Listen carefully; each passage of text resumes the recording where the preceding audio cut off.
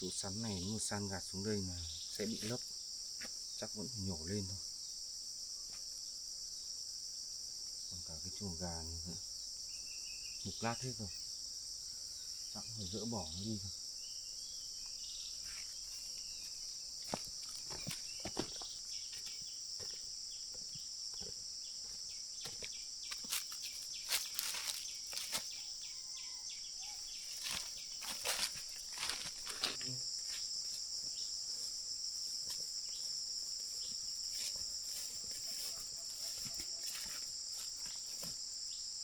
Đất thì sẽ san từ trên này nứt qua đây. Chỗ sắn này sẽ phải đào lên hết. Trời lại bắt đầu mưa rồi.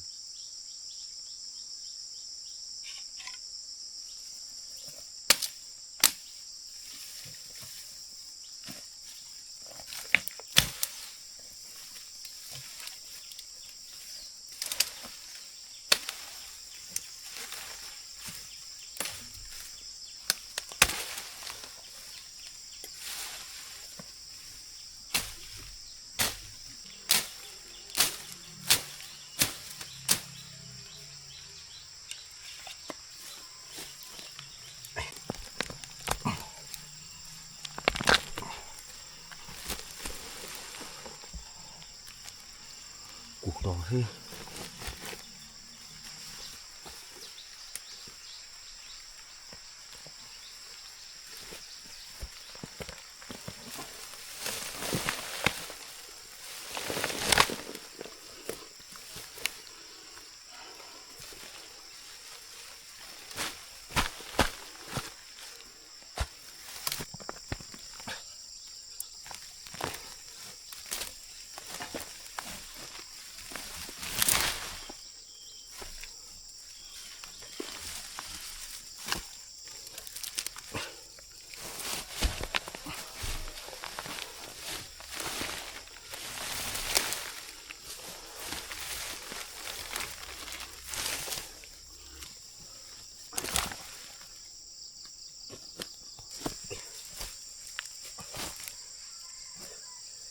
Ây da, này phải dùng phủa mới lên được.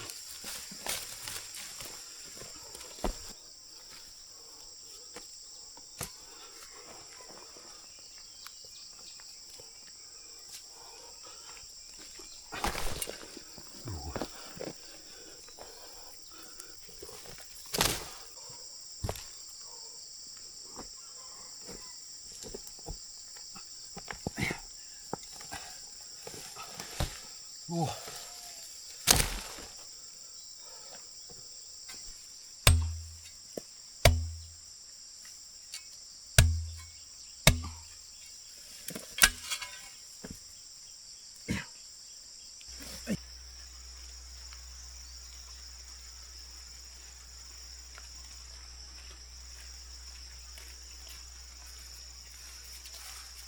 Không biết là em ấy có nhà không? Trời bỗng dưng lại mưa này.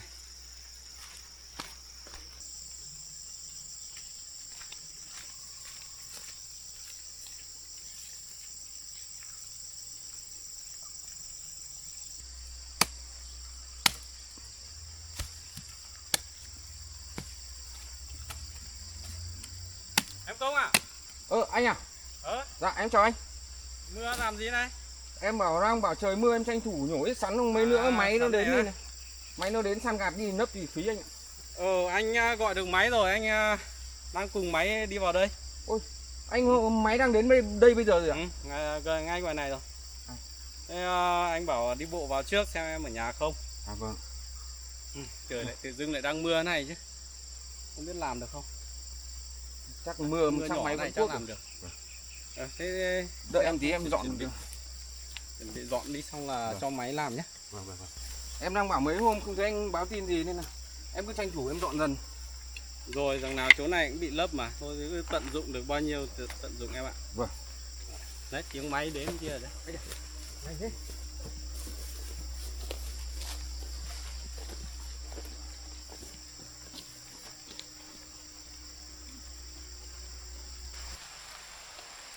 Mưa càng lúc càng nặng này. Vâng. Em bảo mưa cái này tranh thủ nhổ. Cái này mưa này là Em ủ hoặc là phơi khô em nhé. Vâng. Lúc trước em nhổ được một ít rồi.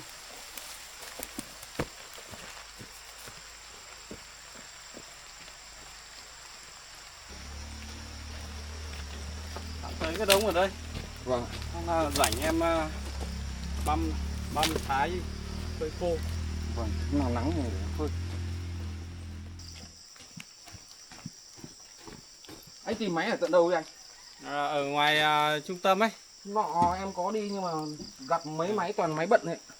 Đúng rồi, mùa này nó cũng bận lắm. Nó bảo là anh bảo mãi thì nó mới bảo là bớt thời gian vào đây làm được 1-2 hôm. Thế thì chắc là lại gặp mưa này không biết là ổn không. Chắc vẫn làm được anh ạ. Cái chỗ này thì càng làm được rộng thì càng tốt thôi. Cái nền này chắc mấp mô này phải hạ xuống một tí nhỉ. Vâng. Xong là khu kia múc đất xuống, xong gạt ra đằng kia. Thế thì nó mới rộng đủ để em làm chuồng trại nữa. Một cái nhà này, một cái nhà bếp đúng không? Vâng. Một chuồng trại thì chắc cũng làm mét này, cho cách xa nhà một tí. Nên em bảo em hạ bớt cái cành bưởi đi cho nó quang cái cổng. Đúng rồi, chỗ này san cặp cái đằng kia nữa đi cho nó rộng ra. Vâng. Chỗ này là cái giếng đây. Vâng, em thấy được. Này để ý tí không lấp, không để ý bảo nó là nó lấp mất đấy. Vâng. Cái này bổ lên trên kia nữa nhỉ. Vâng. Rồi lấy đất gạt ra đằng kia sẽ rộng ra. Mấy cây ăn quả này anh còn lấy nữa không? Thôi, cái này thì nếu mà đánh được trồng lại thì tốt nhỉ. Chắc tí em nhờ máy đánh. Nhờ máy họ gảy lên. Chỗ này đẩy được hết đất ra đây đến tận cái gốc xoan kia là đẹp. Vâng.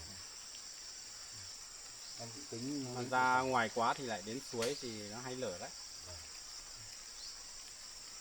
Đi vào trong này mưa lắm. Để mưa quá nhỉ. Vâng. Mong rằng là nó đừng mưa to, không thì lại phải hoán lại đấy. Thế chỗ này đêm ngủ có bị rột không? Không anh ạ, mỗi tí đầu đằng này bể Đầu mất đường miếng này ngói. là bị cành cây rơi Vâng. xuống. Thế là bị rột mất một tí đằng đấy. Nhưng mà vẫn ở Ngủ- tốt anh ạ. Ngủ ở đây có sàn này là đảm bảo hơn, nó khô ráo ấy. Vâng. Ở trong nhà thấy em giải chiếu ra đất ngủ kia thì cũng không tốt lắm. Anh ơi, hôm vừa rồi em đi chợ ấy, em có gặp chị Ca ấy. Chị Ca. Vâng. Ồ. Xong em cũng đi mua đồ thôi, tình cờ gặp mà chị với em bé Po nữa. Thế hai mẹ con cô ấy đi chợ à? Vâng, hai mẹ con chị đi chợ mua đồ. Hôm đấy em cũng tiện đi chợ mua đồ thì cái lúc mua đồ xong thì chị cũng tiện đường về, thế là em cũng mời chị vào đây chơi cho biết nhà biết cửa, xong rồi hai chị em cũng nấu bữa cơm ăn cùng nhau mà. Dạ. Thế mẹ con cô ấy có khỏe không? Khỏe anh ạ, hai mẹ con chị sống khỏe. Bé Po cũng lớn hết rồi. Đợt nó anh cũng đến đấy một lần rồi. Trên cái chỗ trang trại cũ của anh ấy. Thì Vâng. hai mẹ con cô ấy ở cái chỗ trang trại cũ của anh mà. Vâng, em cũng thấy chị kể. Và rồi cũng đến đấy, bớt thời gian đến đấy nhưng mà lại không gặp. Chắc là cũng bận việc này việc kia. Em cũng nói với chị như thế mà, chắc là anh đến nhưng mà chị bận đi làm, chắc là anh không gặp được nên anh lại quay về. Thế thấy chị ấy nói sao không? Chị mà em cũng kể bảo là anh bây giờ có cuộc sống tốt lắm, đi nước ngoài về xây nhà xây cửa. Và cũng bình thường thôi, làm gì tốt lắm. Thế là chị cũng vui mừng. Vâng, thấy vui lắm. Mà chị cũng có hỏi thăm sức khỏe của anh với lại xem anh làm ăn như nào, thì em có bảo anh khỏe. Hôm nào có gặp thì có bảo là hôm nào anh lại đến thăm. Vâng, hôm nào em gặp thì em bảo. Vừa dày quá nhỉ. Vâng, càng lúc càng dày. Bên này có làm được không? Em chắc vẫn làm được. Bên kia này, có biết đường vào đây không? Tôi nghe mà làm.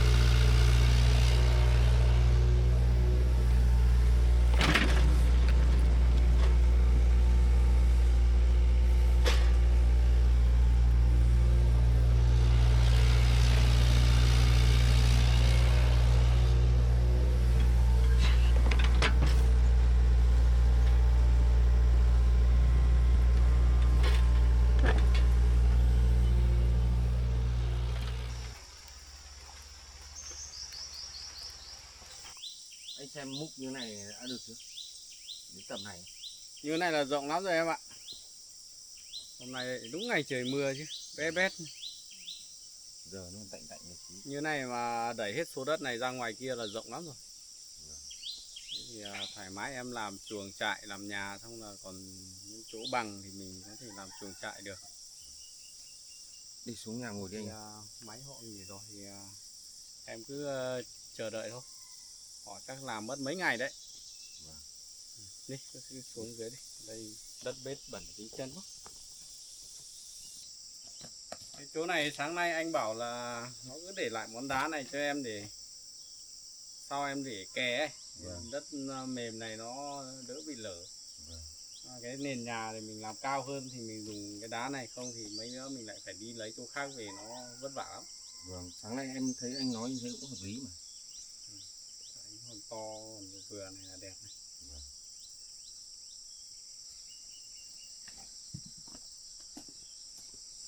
Máy này làm tiến độ nhanh anh nhỉ?